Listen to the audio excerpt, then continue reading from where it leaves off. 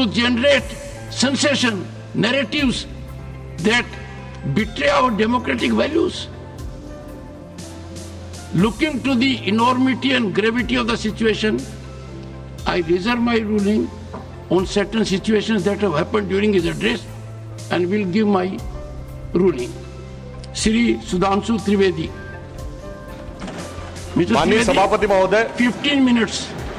माननीय सभापति महोदय, अभी इस सदन में हमारे साथी गोखले जी द्वारा जो भारत के उस राज्य को रिप्रेजेंट करते हैं जो फाइन आर्ट्स और गरिमा में अपना एक उच्च स्थान रखता है, जिसे बंगाली भद्र लोक कहा जाता है, परंतु आज उस इनिशिएशन के साथ मुझे लगता है उस भद्रता के साथ जो क्रूर मजाक हुआ है उसके ऊपर बात करते हुए मैं पीड़ा के साथ अपना निवेदन प्रारंभ करता हूं। आज हम गृह मंत्रालय के विषय में चर्चा के लिए एकत्र हुए हैं और हमारी सरकार 26 मई 2014 को आने के बाद गृह मंत्रालय की टोन एंड टेनर में क्या परिवर्तन आया, इसे मैं सिर्फ दो वानगी में बताना चाहता हूं। 26 मई 2014 के बाद आप सबको ध्यान होगा, उससे पहले बीएसएफ जो कि गृह मंत्रालय के अंडर में आता है, पहले उधर से बहुत फायरिंग हुआ करती थी। उसके बाद पहली फायरिंग हुई तो मुझे याद है उस समय राजनाथ सिंह जी गृह मंत्री थे। यहां पे खबर आया कि साहब वहां से कहा जाता था फायरिंग हो तो सिर्फ व्हाइट फ्लैग दिखाना है। आपको पता है कि उस समय गृह मंत्रालय से संदेश गया बीएसएफ के डीजी को कि अब ये मोदी की सरकार है, अब व्हाइट फ्लैग नहीं दिखाया जाएगा, फायरिंग के ऊपर 4 गुना फायरिंग का जवाब दिया जाएगा। और आप सबने देखा होगा पिछले 10 सालों में सीमा पर फायरिंग में शांति आ गई है। दूसरा उदाहरण देना चाहता हूं, जब हमारी सरकार आई 26 मई 2014 को, उस समय अभी आईबी का उल्लेख हुआ जो गृह मंत्रालय में आती है, इंटेलिजेंस ब्यूरो, उसके चीफ श्री आसिफ इब्राहिम थे जो कांग्रेस पार्टी के शासनकाल में आईबी चीफ बने थे। वैसे तो हम किसी भी अफसर को धर्म जाति के आधार पर नहीं देखते, पर उस समय इस बात का प्रचार किया गया था कि देखिए एक मुस्लिम अधिकारी को आईबी का चीफ बनाया गया। परंतु आज तक का भारत का इतिहास है, जब कोई सरकार बदलती है तो आईबी चीफ 1 महीने से ज्यादा नहीं रहता है। परंतु श्री नरेंद्र मोदी जी की सरकार में श्री आसिफ इब्राहिम का 8 महीने का कार्यकाल था और उन्होंने उसे 8 महीने का कार्यकाल पूरा किया। याद रखना चाहिए कि मोदी जी के कार्यकाल का पहला आईबी चीफ मुस्लिम समाज से था। यह दर्शाता है कि हम समाज के वर्गों को डर पैदा करके साथ में नहीं लेना चाहते, विश्वास पैदा करके साथ में लेना चाहते। आज हमारे गृह मंत्री आदरणीय अमित शाह जी गुजरात का प्रतिनिधित्व करते हैं, प्रधानमंत्री जी उत्तर प्रदेश से प्रतिनिधित्व करते हैं। सभापति जी, यह संयोग भारत के इतिहास में 3 बार बना है। पहली बार जब सरदार पटेल गुजरात से थे और पंडित नेहरू उत्तर प्रदेश से थे तो स्वतंत्रता का काल था। दूसरी बार लाल कृष्ण आडवाणी जी गृह मंत्री थे और अटल बिहारी वाजपेयी जी उत्तर प्रदेश से थे, तब भारत ने 21वीं सदी में प्रवेश किया था। आज जब अमित शाह जी गुजरात से हैं और मोदी जी यूपी से हैं, तो भारत ने अमृत काल में प्रवेश किया है। अर्थात मैं कह सकता हूं काल के कपाल पर, भारत के भाल पर कुछ तो नया होने वाला है और कुछ ना कुछ तो नया हुआ है, उसे आज समझने की जरूरत। अब मैं बताना चाहता हूं कि गृह मंत्रालय ने इस दरमियान किस किस प्रकार से कार्य किए। मैं 3 प्रकार के कार्य बताना चाहता हूं। एक, वो कार्य जो पिछली सरकारें भी कर रही थी, वो हमने करके दिखाया। दूसरा, वो कार्य जो पिछली सरकारें कर ही नहीं सकती थी, सोच नहीं पाई, वो करके दिखाया। और तीसरे वो कार्य हैं जिसपे पिछली सरकारों ने एड़ी चोटी का जोर लगा दिया कि नहीं हो सकते, वो भी करके दिखाया। पहली श्रेणी में वो कार्य हैं, यानी मैं मानता हूं दूसरी सरकारों ने भी प्रयास किया होगा कि आतंकवाद की घटनाएं कम हो और अपराध की घटनाएं कम हो। तो मैं बताना चाहता हूं आतंकवाद की जो कुल घटनाएं जून 2004 से 14 के बीच में 7214 थी, जो 14 से 2024 के बीच में 2240 से 69% की कमी आई है। कुल मृत्यु जो नागरिकों की और सिक्योरिटी फोर्सेस की होती थी उसमें 68% की कमी आई है। नागरिकों की जो मृत्यु होती थी उसमें 81% की कमी आई है। सिक्योरिटी कोर्सेस में जो फोर्सेस की जो मृत्यु होती थी उसमें 46% की कमी आई है। और मैं एक महत्वपूर्ण बात बताना चाहता हूं, स्टोन पेल्टिंग के इंसिडेंसेस 2010 में 2654 थे, अब 0 हैं। ऑर्गेनाइज हड़ताल 0 है, स्टोन पेल्टिंग 0 है, स्टोन पेल्टिंग में जख्मी होने वाले 0 हैं। सभापति महोदय, पत्थर पड़ने के दौर खत्म हो गया, मगर अगर किसी की अकल पे पत्थर पड़ा हो तो उसे बदला हुआ नजारा नहीं दिखाई पड़ता। इसलिए मैं कहना चाहता हूं, चश्मा उतारो, फिर देखो यारो, दुनिया नई है, चेहरा पुराना। महिला सुरक्षा के लिए एक अलग प्रभार बनाया गया। 2018 में इंटीग्रेटेड हेल्पलाइन बनाई गई और 181 हेल्पलाइन को राज्यों और केंद्र शासित प्रदेशों के साथ जोड़ा गया। फोरेंसिक को मजबूत करने के लिए प्रदेश में डीएनए विश्लेषण और साइबर फोरेंसिक की लैब्स भी बनाई गई। मॉडर्नाइजेशन करने के लिए 80 करोड़ की एक अलग मंजूरी दी गई। फोरेंसिक इकोसिस्टम को बेहतर बनाने के लिए 7 नई फोरेंसिक प्रयोगशालाएं बनाने की बात हुई, और जिसमें यूपी, बिहार, उड़ीसा, राजस्थान, छत्तीसगढ़, तमिलनाडु और केरल में, और इसके अतिरिक्त पुणे, गुवाहाटी, भोपाल और कोलकाता की लैब्स को और इंप्रूव करने का कार्य किया गया। ये वो कार्य है जो पिछली सरकारों ने सोचा नहीं था वो कर पाए। मैं उदाहरण देना चाहता हूं। एक है सीएए का उदाहरण अभी हमारे साथी ने दिया। मैं याद दिलाना चाहता हूं, इसी संसद में एक वो दौर था जब इनकी नेता ममता बनर्जी जी ने भारत के इतिहास में इकलौती बार जब चेयर के ऊपर फाइल फेंकी थी, किस बात को लेकर कि बांग्लादेशी घुसपैठियों के बारे में चर्चा करने का मौका नहीं दिया जा रहा है। और आज मैं कहना चाहूंगा, कितना बड़ा बदलाव दिखता है कि जिन लोगों ने इतना बड़ा कार्य किया था वो आज कितना पीछे हट गए।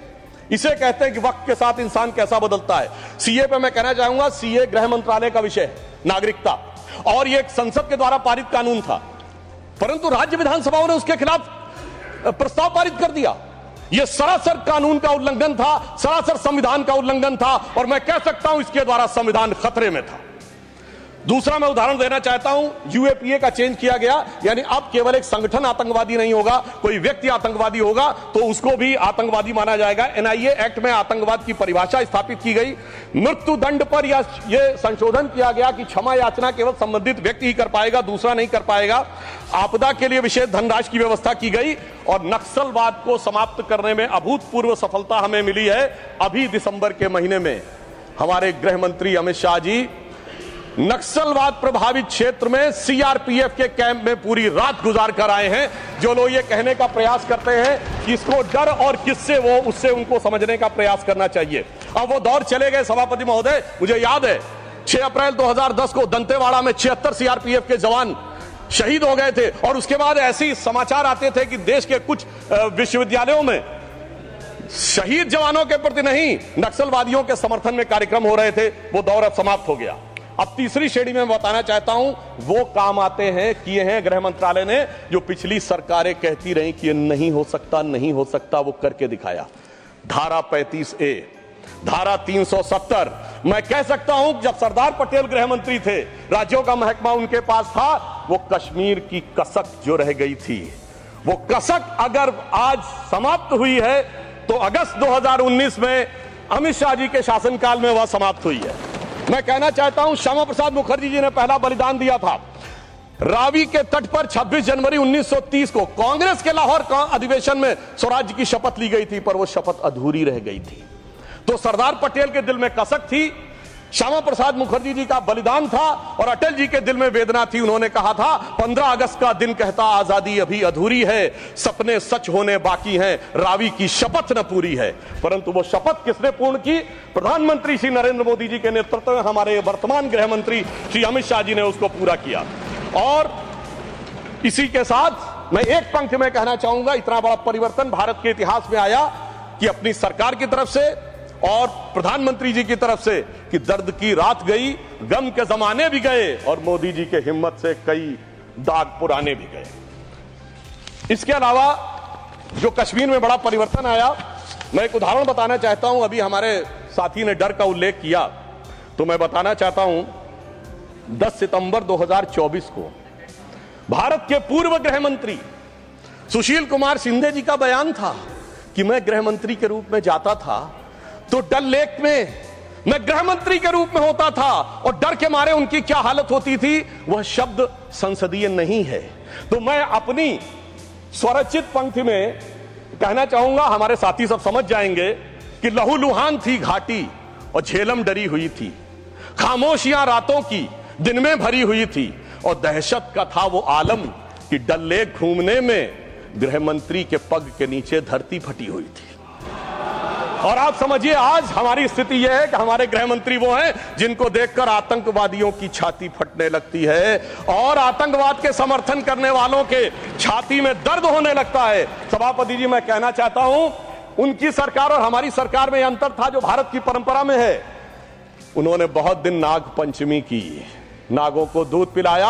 हमने जन्मेजय का नाग यज्ञ करके दिखाया जिसमें सारे नाग आकर समाहित हो गए। तो मैं एक पंक्ति में कहना चाहूंगा, कश्मीर घाटी को लहूलुहान करने वालों सुनो, एक भी शहीद हुआ जवान नहीं भूले हैं और दूध भी पिलाते हैं परंपरा हमारी मित्र, किंतु नाग यज्ञ का विधान नहीं भूले। और मैं ये कहना चाहता हूं, दूसरा उदाहरण, एक सिर्फ दूसरा उदाहरण, हमारे कांग्रेस के युवा नेता जिन्होंने तथाकथित भारत यात्रा निकाली, उसी कश्मीर कहते हैं कि हालात नहीं बदले। इस पूरे देश ने वो दृश्य देखा जब भैया और बहन दोनों सुरक्षित वातावरण में मधुर मनोभावों के साथ बर्फ के गोले के साथ खेलते नजर आ रहे थे। और ये वही कश्मीर था जहां उनके गृह मंत्री के पैर के नीचे धरती फटी जा रही थी। इतना बड़ा बदलाव भी दिखाई नहीं पड़ता। मैं पूछना चाहता हूं मेरे भाई कि अगर आप ये कहना चाहते हैं वही कश्मीर था जहां ऐसा इसके झंडे दिखाई पड़ते थे, जहां पाकिस्तान जिंदाबाद के नारे दिखाई पड़ते थे, वहां पर अगर आरजी और पीजी दोनों एक साथ सुरक्षित थे, एसजी भी खुश रही होंगी, मुझे लगता है जीजा जी को भी खुशी का एहसास होना चाहिए। मैंने किसी का नाम नहीं लिया है। और इसके लिए गृह मंत्री जी को साधुवाद देना चाहिए कि कश्मीर में इतना बड़ा बदलाव देखने को मिला है। कम से कम इतना तो करना चाहिए। और मैं अपने साथियों से कहना चाहूंगा जो उनके नेता बोलते हैं डरो मत, हकीकत का सामना करो कि कितना बदलाव आया है, इसको स्वीकार करो, डरो मत। डरने का काम देश के विरोधियों के लिए छोड़ दो हमारी सरकार में। इसके अलावा हमारी सरकार के समय में इंडियन पैनल कोड को भारतीय न्याय संहिता के रूप में जो बदलाव किया गया वो एक महत्वपूर्ण बात है। परंतु मैं सभापति महोदय यह भी बताना चाहूंगा कि जब भी किसी चीज की तुलना हो तो तुलनात्मक होनी चाहिए। जब हमारी सरकार आई और गृह मंत्रालय का दौर आया तो उस जमाने में क्या अंतर था सिक्योरिटी में और आज क्या बड़ा अंतर है। राष्ट्रीय सुरक्षा सबसे प्रमुख दायित्व है। जैसा कि हमारे साथी ने कहा, लॉ एंड ऑर्डर तो स्टेट का सब्जेक्ट है, पर राष्ट्रीय सुरक्षा गृह मंत्रालय की बात मैं पूछना चाहता हूं। हमारी सरकार आने से पहले दिल्ली में धमाके नहीं होते थे क्या? मुंबई में नहीं होते थे? चंडीगढ़, गुवाहाटी, लखनऊ, फैजाबाद, जयपुर, नागपुर, हैदराबाद, कौन सा ऐसा शहर का जहां धमाके नहीं होते थे? चलती ट्रेन में धमाके, चलते बस में धमाके, लोकल ट्रेन में धमाके, और लिखा रहता था बस अड्डे पे धमाका, रेलवे स्टेशन पे धमाका, लिखा रहता था छूना नहीं, धमाका हो जाएगा। मगर इसके बावजूद आज वो केवल दक्षिण कश्मीर के 4 जिलों तक सीमित हो गया है। इसके बावजूद इतना बदला हुआ नजारा नजर नहीं आता है। यह दर्शाता है कि कितना पूर्वाग्रह की दृष्टि है। और यह भी मैं बताना चाहता हूं, इस सरकार, पिछली सरकार के शासनकाल में जांच के अंदर किस प्रकार का कार्य हुआ, मैं 2 चीजों का उदाहरण देना चाहता हूं। समझौता एक्सप्रेस केस दुनिया के इतिहास का इकलौता केस होगा कि पहले वहां सरकार जांच कर रही थी कि पाकिस्तान ने कराया, अचानक यू टर्न ले लिया और तथाकथित हिंदू आतंकवाद पे आ गए। किस आधार के ऊपर? आरोपी के रूप में असीमा आनंद जी का जेल में इंटरव्यू। मैं पूछना चाहता हूं जेल में इंटरव्यू कैसे हुआ? बजाय इंटरव्यू लेने वाले पे कार्रवाई होने के पुलिस के सामने दिया गया बयान एडमिसिबल नहीं होता है और इंटरव्यू के आधार के ऊपर चेंज कर दिया। जबकि डेविड कोलमैन हेडली की तीसरी पत्नी फौजिया का अमेरिका में दिया इंटरव्यू है जिसमें सीधे सीधे उसने कहा कि यह पाकिस्तान का इन्वॉल्वमेंट था। दूसरा उदाहरण देना चाहता हूं, इशरत जहां केस। यह दुनिया के इतिहास में इन्वेस्टिगेटिव एजेंसी में एक अद्भुत उदाहरण होगा कि पहले भारत की आईबी और सीबीआई दोनों कह रही थी कि इशरत जहां आतंकवादी है, फिर अचानक सीबीआई ने स्टैंड चेंज कर दिया और कहा वो आतंकवादी नहीं है। मगर सभापति महोदय, आईबी चीफ कहते रहे कि वो आतंकवादी है। यानी ऐसा विचित्र उदाहरण था कि एक ही सरकार की 2 एजेंसी एक दूसरे के खिलाफ बोल रही थी। और जब हमारी सरकार आई और वो हलफनामा बदलने का आधार पूछा गया तो सभापति महोदय फाइल गायब थी।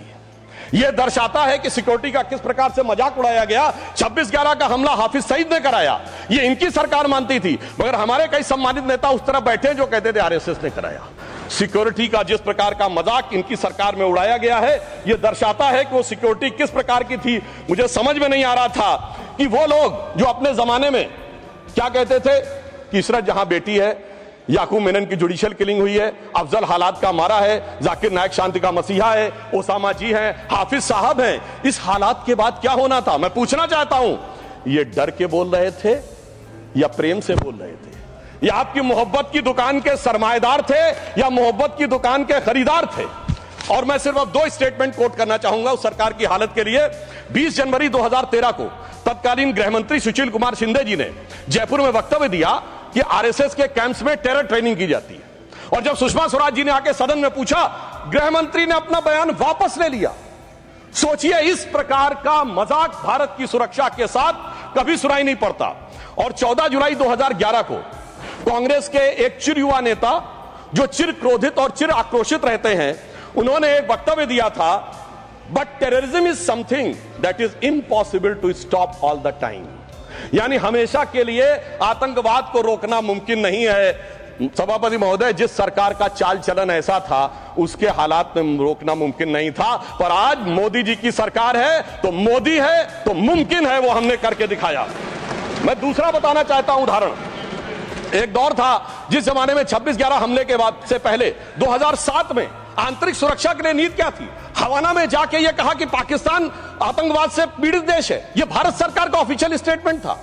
26/11 के हमले के केवल 9 महीने बाद जुलाई 2009 में शर्म एल शेख में ज्वाइंट डिक्लेरेशन में बलूचिस्तान का उल्लेख आया और यह कहा गया टेरर के अटैक से टॉक्स प्रभावित नहीं होंगी। मगर सभापति महोदय, जो हमारी सरकार आई तो हमने कहा टेरर के साथ टॉक्स नहीं होंगी। और जब से मोदी जी की सरकार आई है, हमने इस बात को बिल्कुल साफ साफ कर दिया है। और इसीलिए पिछले 11 साल ऐसे जब कोई औपचारिक द्विपक्षीय वार्ता नहीं हुई, सभापति महोदय, क्योंकि जब से हमारे गृह मंत्री जी आए हैं, हालात में जानते क्या बदलाव आया है? उस जमाने में शांति के कबूतर उड़ा करते थे, अब गुरु गोविंद सिंह जी के बाज उड़ते हैं। और जिसे हम अपने लखनऊ की भाषा में कहते हैं कि अम्मा मियां, वो दिन लद गए जब उस्ताद लल्लू खा फाख्ते उड़ाया करते थे। और अब वो बदलाव ये देखने को मिला है।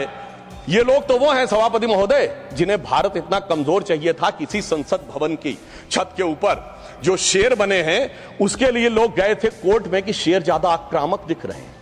यानी इन्हें शेर बिल्ली जैसे चाहिए थे, बिल्ली जैसे नहीं, भीगी बिल्ली जैसे चाहिए थे। परंतु शायद ये भूल गए कि हमारे प्रधानमंत्री जी और गृह मंत्री जी गुरु गोविंद सिंह जी से भी प्रेरणा लेते हैं, शिवाजी महाराज से भी प्रेरणा लेते हैं, महाराणा प्रताप से भी प्रेरणा लेते हैं। और उनकी तरफ से हमारी नीति के लिए कहना चाहूंगा कि मन में है धैर्य और तन में प्रचंड शौर्य, बन चंद्रगुप्त मौर्य प्रलय मचाएंगे। और महाराणा और शिवा की संतति कहाते हम शीश कट जाए भले झुकने ना पाएंगे। और बार बार छेड़िए ना भारत स्वाभिमान को, अन्यथा बाद में बहुत पछताएंगे। सौगंध मां भवानी की उठेगी ललकार, जब आपके घरों पे चील कौवे मंडराएंगे। और ये आपने देखा, ये बालाकोट में भी दिखा, ये सर्जिकल स्ट्राइक में भी दिखा। पर तब हमारे विरोधी क्या कहते थे? आदमी मरे थे कि कौवे मरे थे, पेड़ गिरी थी कि बिल्डिंग गिरी थी। इस प्रकार के मजाकिया बात करने वाले लोगों को मैं बताना चाहता हूं कि भारत की व्यवस्था, अभी एक विषय का उल्लेख आया हमारे साथी ने, मैं एक बात पूछना चाहता हूं। वोटर डुप्लीकेशन की बात हमारे विरोधी उठाते हैं। मैं कहना चाहता हूं, अगर वोटर डुप्लीकेशन की बात करना चाहते हो तो पहले सिटीजनशिप डुप्लीकेशन तो क्लियर कर लीजिए।